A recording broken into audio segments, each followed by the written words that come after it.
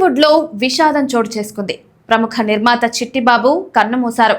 ఛాతీ నొప్పి రావడంతో కుటుంబ సభ్యులు ఆయన్ను ఆసుపత్రికి తరలించారు. చికిత్స పొందుతూ ఆయన మరణించినట్టు వైద్యులు తెలిపారు. గుండెపోటుతో చిట్టిబాబు మృతి చెందారని వైద్యులు తెలిపారు. చిట్టిబాబు అసలు పేరు వరప్రసాద్. దర్శకుడిగా, నిర్మాతగా, నటుడిగా తన ప్రతిభను చాటుకున్నారు. చిట్టిబాబు మరణ వార్త తెలిసి సినీ ప్రముఖులు సంతాపం తెలుపుతున్నారు. ప్రముఖ దిగ్గజ రచయిత, మహారథిగా పిలువబడే త్రిపురనేని మహారథి కుమారుడిగా చిట్టిబాబు చిత్ర పరిశ్రమలోకి అడుగుపెట్టారు.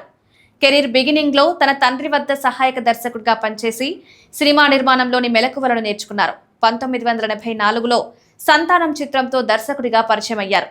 తొలి సినిమాతోనే మంచి విజయాన్ని అందుకున్నారు.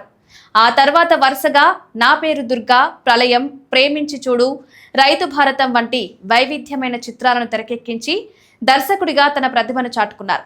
నటుడిగానూ మెప్పించారు.